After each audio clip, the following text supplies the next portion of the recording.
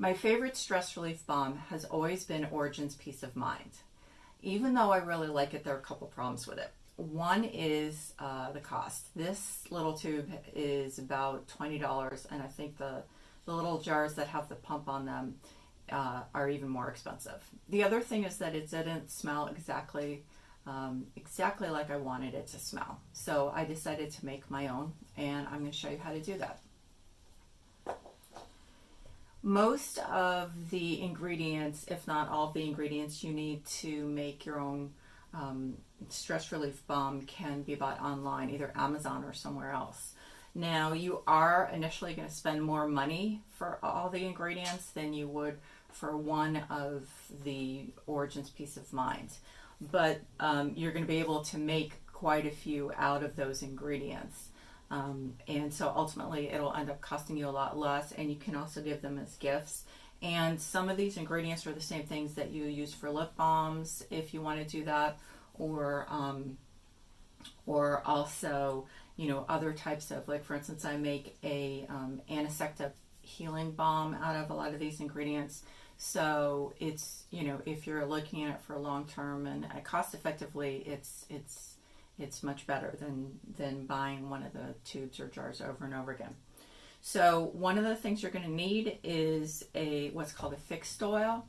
In most cases, you're going to want to use either almond oil, sweet almond oil, or jojoba oil. And you're not going to want to use olive oil unless absolutely necessary, because it does have a strong smell that's going to affect the final product. If you have to use olive oil, then I'd say see if you can use a light olive oil, because that will have a much lighter smell to it. You're also going to need what are called transfer pipettes. These are really cheap. You can get, let's see, I got 100 of these, 103 milliliter transfer pipettes for a few dollars on Amazon. But sometimes you can buy just a few of them at a time, 10. You might want to check like Michael's or Hobby Lobby and see, although soap and perfume making isn't quite as popular as it used to be, so they may not have it. But anyway, so this is marked with half milliliter and milliliter lines, so that you know exactly how much you're measuring out. You're going to want a bottle like this, a glass bottle, to create your mixture, the essential oil mixture that's either dark brown like this or cobalt blue, and you can usually buy these in very small amounts on Amazon. Another thing you're going to need is beeswax, or if you're vegan, there are other options, and I'll link to them below. You're also going to need your essential oils, and you can get these in pretty small quantities from Amazon, but I'll put the link also to my favorite site that I used to use when I had an online store, where I made soaps and skincare and stuff like that, because they're a good supplier and their quality is really good, unlike some of the ones that you might find on Amazon. So you're going to need eucalyptus oil, peppermint oil, basil oil, and this one is kind of optional, is lavender essential oil. I put it in because I like it, but it will smell like Peace of Mind Origins without it. So it's up to you.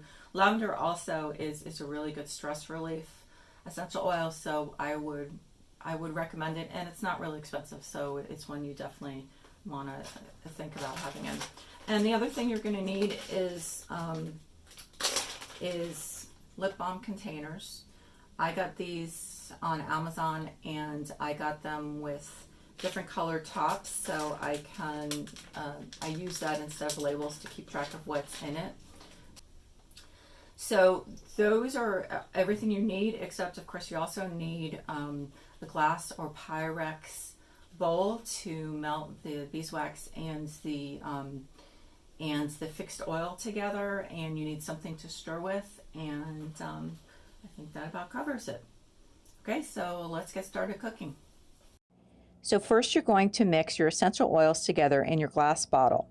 The Peace of Mind Origins knockoff recipe that I created is 5 milliliters of peppermint essential oil, 1.5 milliliters of basil essential oil, 1.5 milliliters of eucalyptus essential oil, and the optional 2.5 milliliters of lavender essential oil.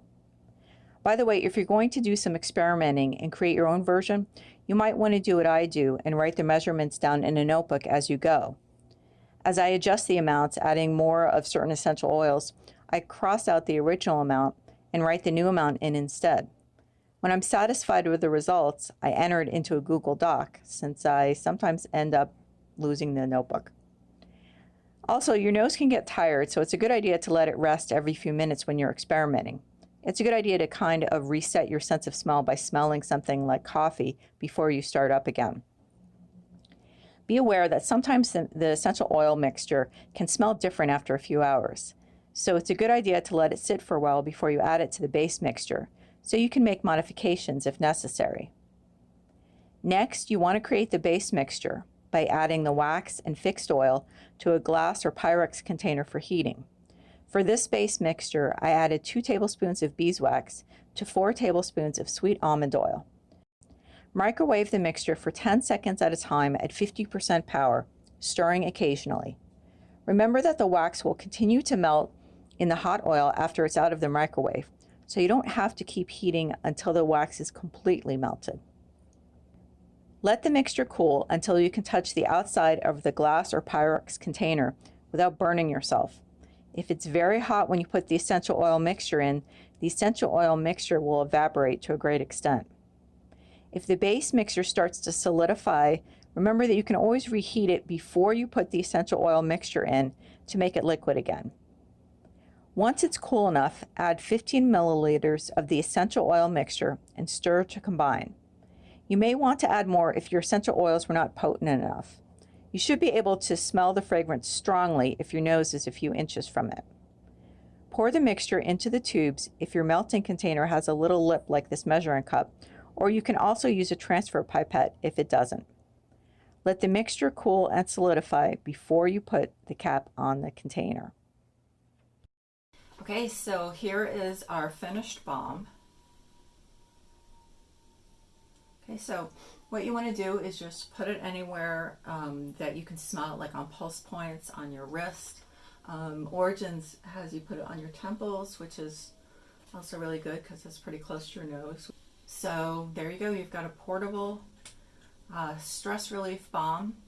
And again, one of the best things about it is that you can customize the smell however you want it, whatever smells good to you. And it's much more cost efficient, and it's something you created yourself. I hope this video has been helpful. If you would like to see more videos about depression, anxiety, stress relief, self-care, all sorts of good things, please consider subscribing. And I'd love to hear your comments about any recipes that you might have done yourself, and you know, to share with other people. And that's it. See you next time.